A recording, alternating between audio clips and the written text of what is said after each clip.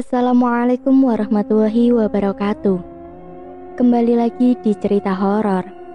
Pada episode kali ini, saya akan membawakan sebuah cerita tentang alam mimpi. Sebuah kenyataan beda alam. Diangkat dari tweet yang dituliskan oleh @bristory. Untuk teman-teman yang mau membaca tweetnya, sudah ada di link deskripsi ya. Dan tanpa berbasa-basi lagi, langsung saja kita masuk ke ceritanya. Kadang kita bermimpi indah ketika sedang tidur, sampai jadi ingin terus berada di dalamnya dan tidak mau bangun lagi. Tapi, jangan sampai terjebak di dalamnya, sampai lupa harus menjalani kenyataan. Alin akan bercerita kisah aneh hidupnya terkait mimpi. Di sini. "Mah, aku berangkat dulu ya." "Iya sayang, hati-hati. Kamu telat lagi deh. Kakak udah jalan dari tadi tuh." "Iya mah, ngantuk banget tadi aku." Masih mengantuk bukan tanpa alasan, tapi emang semalam lagi-lagi aku terjaga karena mimpi yang aku alami. Mimpi yang seringkali membuat aku tidak bisa tidur lagi sampai pagi menjelang. Mimpi yang sangat menakutkan. Bukan hanya sekedar menakutkan. Mimpi-mimpi ini membuat aku berpikir keras, mencoba mencerna, mencoba meyakinkan diri, mencoba untuk mencari tahu, dan mencoba untuk memastikan apakah ini benar mimpi atau kenyataan. Coba mencari jawaban pasti apakah aku sedang di alam mimpi atau nyata. Ya, seperti itu sebegitunya. Menakutkan, sangat. Kadang aku sampai menangis sesenggukan, tapi tak bisa berbuat apa-apa dan tidak tahu harus bagaimana. Aku Alin, mahasiswi angkatan 2016 salah satu perguruan tinggi di Jakarta. Anak perempuan satu-satunya dari 3 bersaudara. Aku anak kedua. Hidup dalam keluarga yang sangat berkecukupan walau belum bisa dibilang kolong merat. Orang tuaku pengusaha sukses. Ya begitulah, aku terbilang hidup bahagia. Kehidupan di dalam dunia nyata. Kenapa aku garis bawahi kalimat kehidupan di dunia nyata? Tapi kebahagiaan yang aku alami kadang rusak oleh pergulatan dengan dunia mimpi. Pergulatan yang harus aku jalani sendirian, tidak bisa berbagi dengan orang lain, pun dengan orang terdekat. Kenapa tidak bisa berbagi? Karena kemungkinannya sangat besar kalau aku akan dianggap halu akut, atau malah bisa jadi stres atau depresi. Ya sudah, balik lagi. Aku masih akan terus coba untuk menghadapinya sendirian.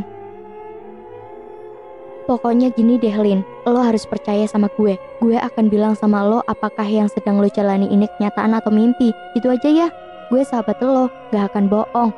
Gue akan bantu lo dalam hal ini. Melisa, sahabatku satu-satunya, teman dekat yang aku punya. Dia bilang begitu. Aku pegang omongannya. Aku selalu bercerita kepadanya setiap kali baru mengalami mimpi aneh. Melisa salah satu dari 2 orang yang aku ceritakan tentang hal ini. Satu orang lainnya adalah Mama. "Kamu lupa berdoa sebelum tidur kali. Coba perbanyak doa. Minta Tuhan untuk membuat tidur kamu lebih damai, gak diganggu oleh mimpi buruk." Itu omongan Mama ketika aku menceritakan tentang mimpi-mimpi itu. Intinya, aku masih harus menghadapi semuanya sendiri, all alone. Aku masih ingat pada suatu peristiwa aneh terjadi ketika masih kelas 2 SMP. Mungkin ini awal mula aku merasakan kejanggalan runtutan waktu akibat dari mimpi. Runutan waktu, ya, sangat susah aku menjelaskannya. Lebih enak aku menceritakannya saja ya. Jarak rumah dan sekolah nggak terlalu jauh, tapi aku harus 1 kali naik angkot untuk sampai di rumah atau sekolah. Pada suatu hari yang cuacanya sudah hujan sejak pagi, aku sedikit merasa nggak enak badan, agak demam. Aku sudah merasakannya sejak sebelum berangkat. Tapi walaupun begitu, aku tetap bersekolah.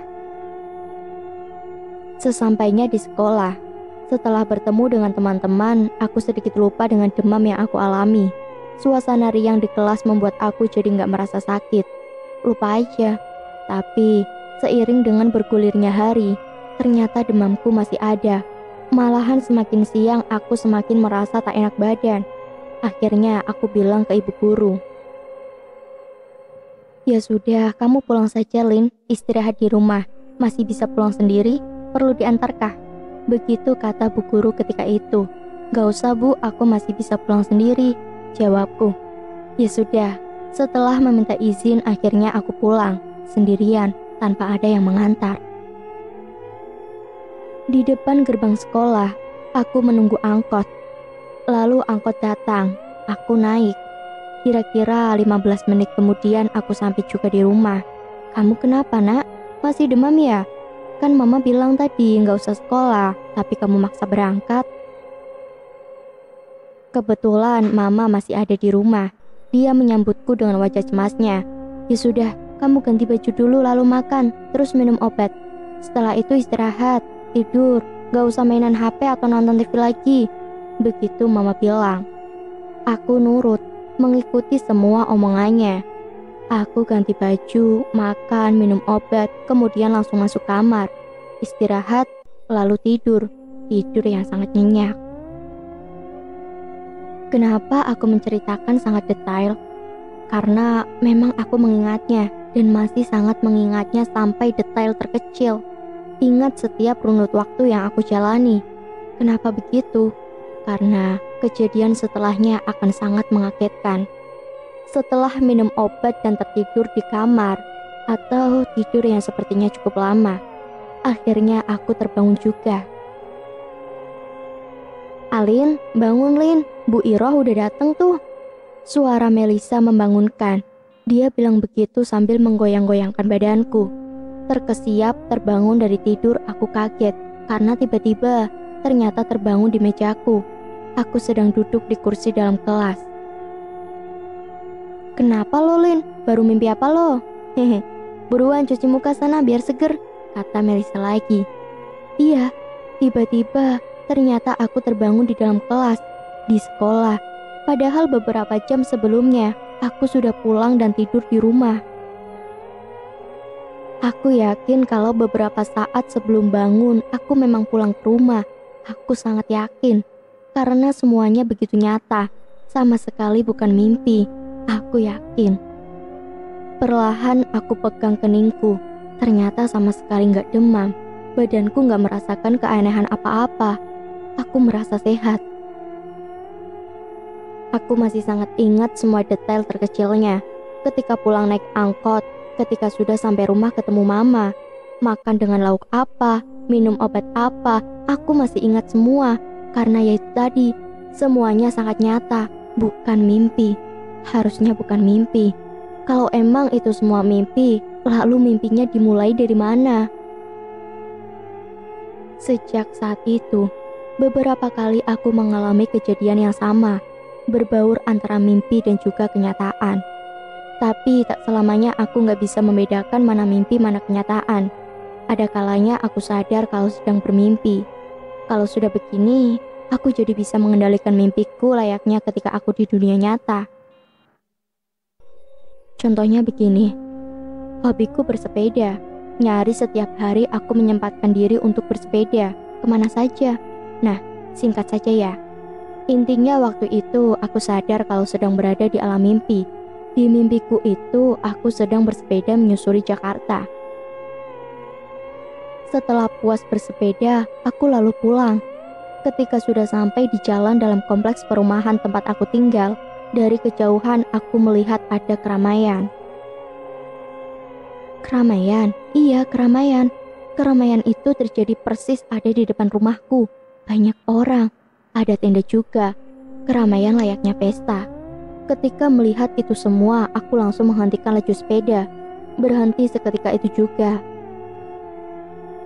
Setelah cukup lama diam memperhatikan itu, aku lalu memutar balik, gak jadi pulang. Aku menjauh dari rumah. Kenapa aku menjauh? Ada alasannya. Aku banyak mendengar cerita. Katanya, kalau mimpi melihat ada keramaian di rumah, itu pertanda kalau ada anggota keluarga yang akan meninggal. Seram kan? Aku takut kalau nantinya akan ada keluarga yang meninggal. Makanya gak jadi pulang dan memutuskan untuk menjauh dari rumah. Sebegitu nyatanya mimpi yang aku alami, sampai-sampai aku bisa mengendalikan semuanya, layaknya hidup di dunia nyata, nyaris nggak ada beda. Pernah juga aku mengalami kejadian yang menurutku menyeramkan. Peristiwa ini terjadi sekitar 3 tahun yang lalu. Pada suatu malam, sekitar jam 1 aku terbangun dari tidur, terjaga karena suara ponsel berdering. Ada nama Melisa tertera di layarnya. Lo kayak nggak bisa besok aja sih Mel, gila lo ya, jam berapa ini? Ganggu orang tidur aja deh. Aku ngomel-ngomel menjawab telepon dari Melisa. Hehe, sorry, gue nggak bisa tidur nih, pusing mikirin Gavin. Gavin adalah pacar Melisa. Dia memang begitu, selalu curhat kalau sedang ada masalah dengan Gavin. Ya sudah, selanjutnya dia mulai cerita panjang lebar. Kami berbincang.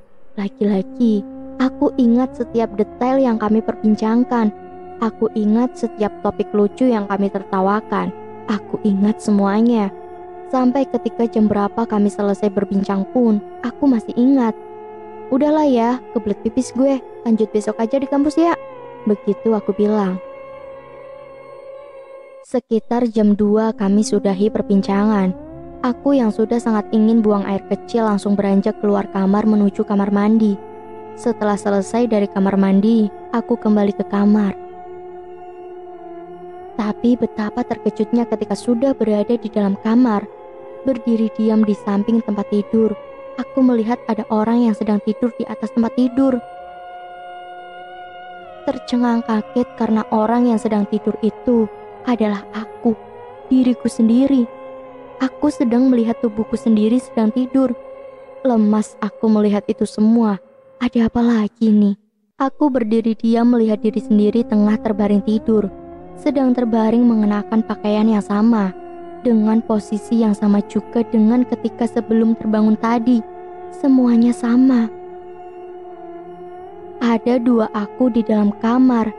Ketika tengah terpana aneh ketakutan, tiba-tiba ponsel berbunyi. Ponsel yang letaknya ada di sebelah aku yang sedang tidur. Kemudian aku yang sedang tidur terbangun karena bunyi ponsel itu. Lo kayak gak bisa besok aja sih Mel, gila lo ya, jam berapa ini? Ganggu orang tidur aja deh.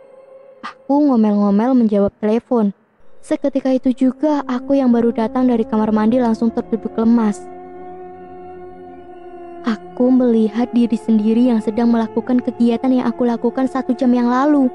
Persis seperti itu. Bingung, apalagi aku. Itulah salah satu kejadian terseram yang aku alami terkait mimpi. Lanjut ke kisah selanjutnya ya teman-teman. Pada suatu hari, seperti hari-hari biasanya, aku bangun pagi. Setelah melamun sebentar, aku lalu keluar kamar untuk mandi. Selesai mandi, aku kembali masuk kamar, berpakaian bersiap ke kampus. Setelah selesai semuanya, aku kembali keluar kamar. Kali ini untuk langsung berangkat kuliah. Tapi, betapa terkejutnya aku ketika melihat ternyata ada papa sedang duduk di kursi meja makan. Awalnya aku hanya berdiam diri, terkesima melihat papa sedang berbincang santai dengan mama.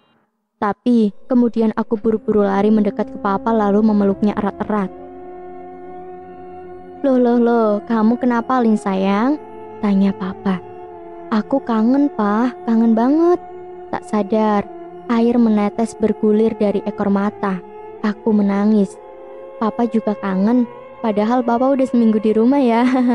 Begitu papa bilang.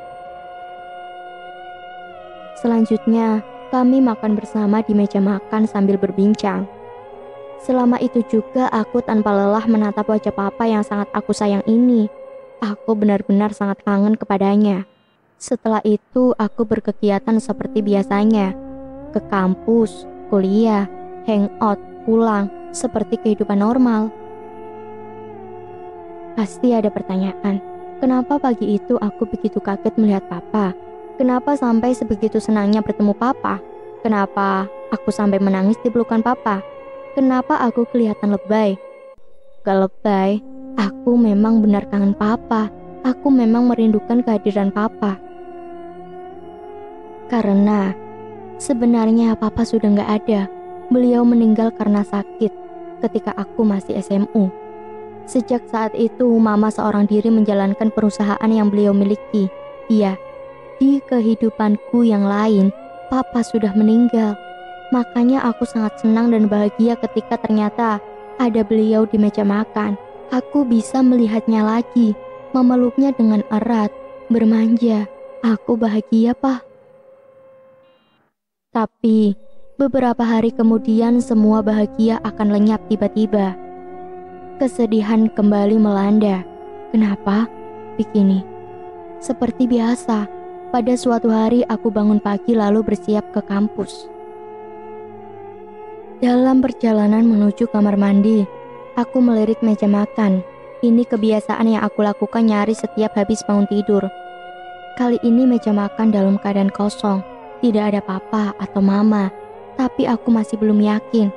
Ingin memastikan semuanya, lalu mencari mama. "Papa mana, Mah? Belum pulang ya?" tanyaku ketika sudah bertemu mama di kamarnya. Seketika itu juga, mama langsung mendekat lalu memelukku. "Kamu lagi kangen papa lagi ya, Nak? Pulang kuliah, nanti coba sempatkan mampir ke makamnya ya, kunjungi." Begitu kata mama. Aku langsung lemas mendengarnya. Jadi tersadar kalau diri sedang berada di dalam kenyataan. Kehidupan di mana aku sudah kehilangan papa. Kehidupan di mana papa sudah gak ada. Aku kembali sedih.